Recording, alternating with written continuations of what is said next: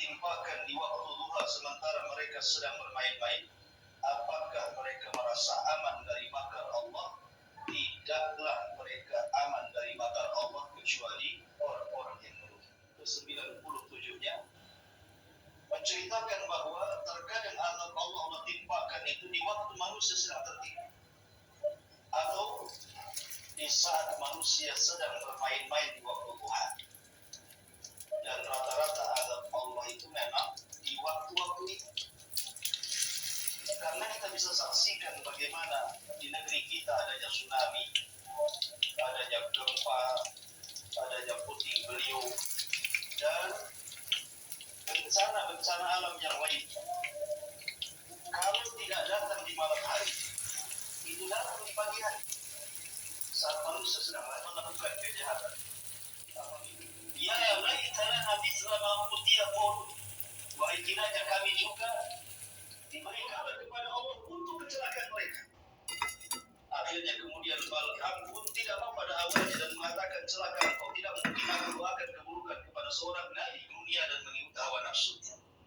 Maka permisalannya seperti anjing, kau halu atau tidak halu tetap saja menurunkan lidahnya. Maka Allah Subhanahu wa Ta'ala akhirnya membuat Bal'am khasirat dunia wal akhirah. Itulah orang-orang yang merasa aman dari makar Allah Subhanahu wa Ta'ala, tertipu dengan pengetahuan. Termasuk juga orang-orang yang merasa aman dari makar Allah yang disebutkan di dalam Al-Quran surah Qalam ayat 17 sampai 33. Maka di malam hari orang-orang ini udah kebayang tuh hasilnya, panen rayanya, surya, usaha, dengan hasil niaga, dengan hasil pertanian, dan lupa dengan segala tenggelamkan dia dan semua pasukan Muhammad sallallahu alaihi wasallam.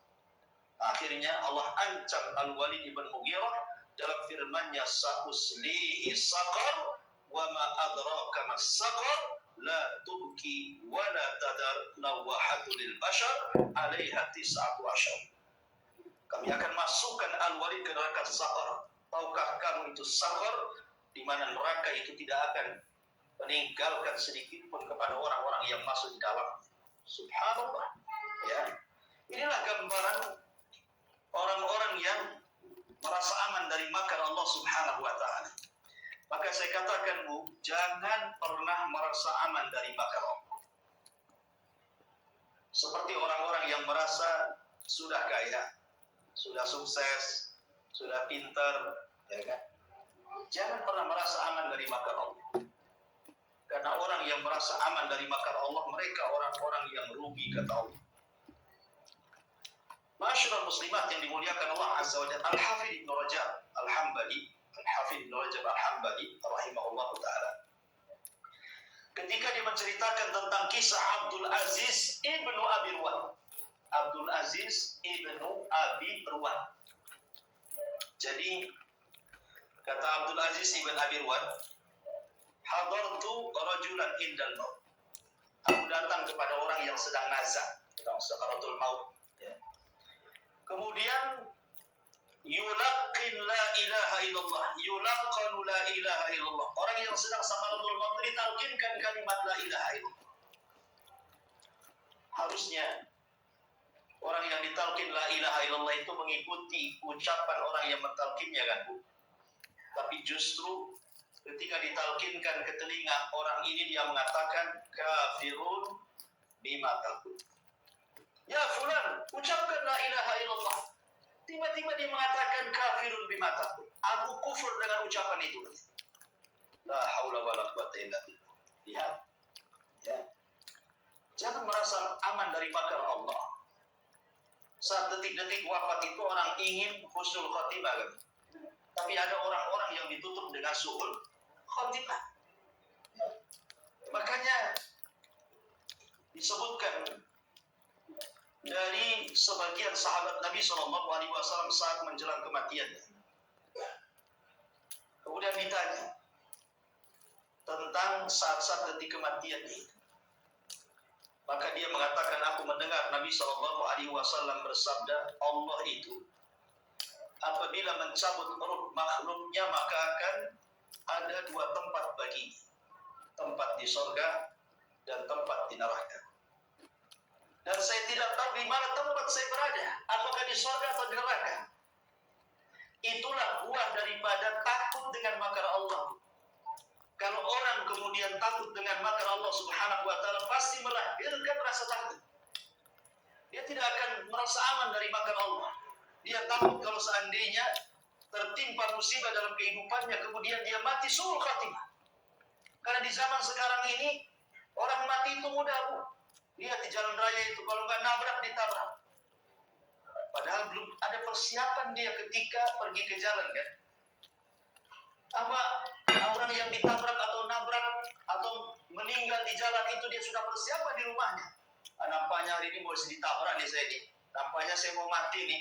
Saya tobat dulu lah, kemudian dia ke jalan naik motor. Kan nggak ada ceritanya kayak gitu. Ya orang namanya mau ke pasar dekat saja. Hati, tetapkan hatiku di atas ketaatan kepada-Mu. Ya.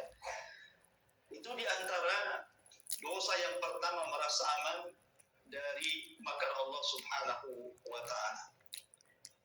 Kemudian ayat yang kedua, surah Al-Hijr ayat 50.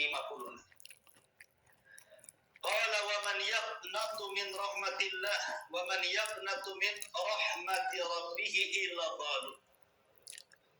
Ibrahim berkata, tidak ada yang putus asa dari rahmat Rabb-Nya kecuali orang-orang yang sesat.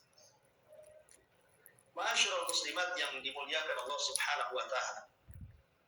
Jadi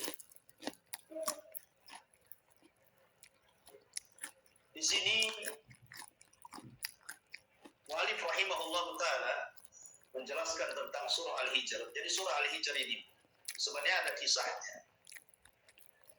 Kisah tentang Nabi Allah Ibrahim alaihi salatu wassalam. Jadi Ibrahim ini, ya fulan, ucapkan la ilaha illallah. Tiba-tiba dia mengatakan kafirun bima taqul. Aku kufur dengan ucapan itu. La haula wala quwwata illa billah. Lihat. Ya. Jangan merasa aman dari makar Allah. Saat detik-detik wafat itu orang ingin husnul khotimah, kan?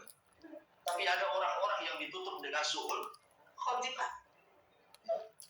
Makanya disebutkan dari sebagian sahabat Nabi SAW saat menjelang kematiannya.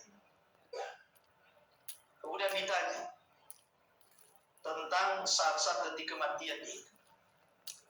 Maka dia mengatakan, aku mendengar Nabi SAW bersabda, Allah itu apabila mencabut ruh makhluknya maka akan ada dua tempat bagi, tempat di sorga dan tempat di neraka.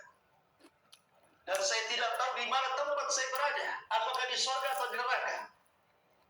Itulah buah daripada takut dengan makar Allah. Kalau orang kemudian takut dengan makar Allah Subhanahu wa Ta'ala, pasti melahirkan rasa takut. Dia tidak akan merasa aman dari makar Allah. Dia takut kalau seandainya tertimpa musibah dalam kehidupannya, kemudian dia mati suul khatimah. Karena di zaman sekarang ini, orang mati itu mudah, Bu.